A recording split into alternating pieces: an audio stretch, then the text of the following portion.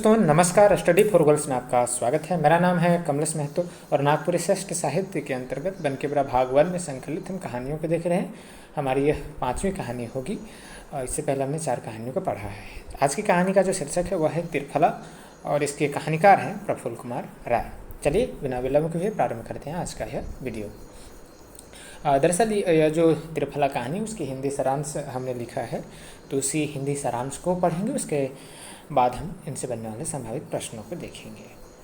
तो फिर से एक बार कहानी का शीर्षक देख लीजिए, त्रिफला, और इसके कहानीकार हैं प्रफुल्ल कुमार राय। हिंदी साहित्य नागपुरी साहित्य में एक बहुत बड़ा नाम है इनका।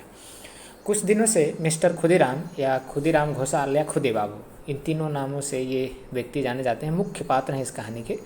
तो कुछ दिनों से मिस्टर खुदीराम को अपने ऑफिस में साथ काम करने वाली मिस टांडेवाल की याद आ रही है।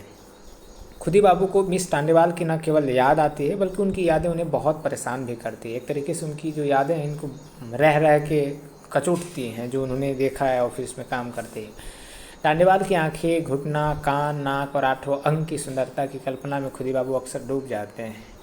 खुदी बाबू का ज़्यादातर समय मिस टांडेवाल के बारे में सोचने में बीत जाता है। ये जो कहानी आप जब पढ़ेंगे तो उसमें आपको दिखेगा कि वो एक तरीके से साइको टाइप से हैं, जो कि हर समय मतलब कि मिस टांडेवाल की ही याद में, उनकी खूबसूरती की मतलब सोच में डूबे रहते हैं। तो आगे कह रहा है, ज़्यादातर समय मिस टांडेवाल के बारे में सोचने में बीत जाता है। मन ही मन वह खुद से गुस्सा करते हैं, परेशान होते हैं। हाँ, कभी कभी उनको लगता है कि ये ज़्यादा ही हो रहा, अब नहीं होगा। जैसे नया नया प्रेम किसी को होता है और फिर आदमी दिन रात उसी के बारे में सोचता है, ऐसा ही कुछ इस कहानी में भी हो रहा है खुदी बाबू के साथ। परंतु एक गिलास ठंडा पानी पीकर शांत होने के अलावा उनके पास कोई और चारा है नहीं। अब धीरे धीरे ऐसा होता है कि खुदी बाबू दफ्तर से बचे समय में मिस टांडेवाल की सुंदर ख्यालों में लंबा चौड़ा गोता लगाने लग गए हैं। उनका मन मिस टांडेवाल की मोटाई, जानदार लंबी टांगें, हाथ, इन सबों में डूबा रहता है। फिर इन यादों से बचने के लिए वह बीड़ी का सहारा लेते हैं। मिस टांडेवाल का क्वार्टर, जो कि खुदी बाबू के क्वार्टर से 2-3 क्वार्टर की दूरी में है, उनके बारे में सोचते हैं कि मिस टांडेवाल क्या कर रही होंगी, क्या करती होंगी, क्या खाती होंगी, अकेली होंगी, कोई साथ होगा, कैसे सोती हैं, आदि आदि ख्यालों में वो डूबे रहते हैं। दरअसल खुदी बाबू की पत्नी शर्मी जो हैं उनका निधन हो चुका है और बड़ी अकेलापन में ये जो मिस खुदी बाबू हैं वो अकेलापन में अपना समय व्यतीत कर रहे हैं। और उनकी जो बेटी है सिमी, वो कोलकाता में जाके कॉलेज में पढ़ाई करती है। ऐसे में खुदी बाबू अकेले रहते हैं। इस अकेलेपन के साथ की आस में मिस टांडेवाल को याद करते हैं, उनकी कपोल कल्पना में खो जाते हैं। एक तरीके से देखिए कि उनका आकर्षण हो गया है मिस टांडेवाल के प्रति, उनकी मोह हो गई है और उनकी अकेलापन एक तरीके से उनको बहुत परेशान कर रहा है। एक दिन की बात है, ऑफिस में मिस टांडेवाल टाइपिंग मशीन के पास से उठकर अपने ब्लाउज के अंदर से रुमाल निकालती है, अपने चेहरे को पोंछती है, खुदी बाबू के पास आकर फाइल रखती है तथा गर्मी से बचने के लिए ब्लाउज को गले के पास पकड़कर फूंकती है। यह दृश्य देखकर खुदी बाबू अकबका गए, मतलब लगभग बेहोशी हो गए।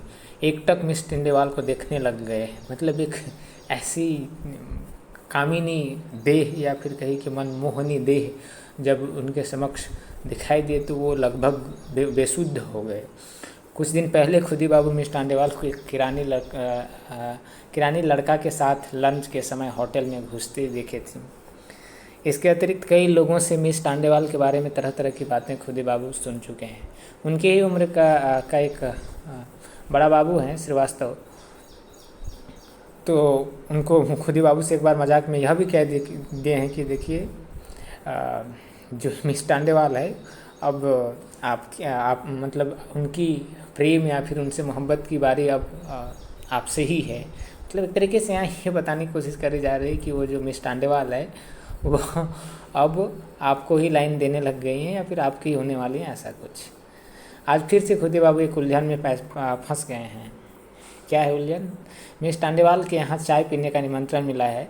आखिर वो बहुत सोचते हैं कि चाय पीने जाएं कि नहीं जाएं। एक तरीके का सुकून भरा भी निमंत्रण है और एक तरीके का वो जो बाकी बातें सुन चुके हैं वो श्रीवास्तव से, बड़ा बाबू श्रीवास्तव, तो उसकी वजह से उनको बीच में एक क्या कहिए कि अंदर से कचोट भी रहा है कि क्या जाएं।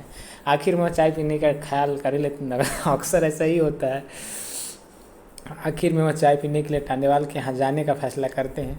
लाजाते ऐसा कुछ आते वह मिस टांडेवाल का दरवाज़ा खटखटाते हैं, बेल बजाते हैं तथा अंदर प्रवेश करते हैं। मिस टांडेवाल की खूबसूरती को देखकर खुदी बाबू मंत्रमुग्ध हो जाते हैं तथा बताते हैं कि कैसे वह अपना जीवन अकेले बिता रहे हैं। इस पर मिस टांडेवाल कहते हैं, मैं अकेली हूँ भी और नहीं भी हूँ। ये थोड़ा सा घुमावदार जवाब देती है।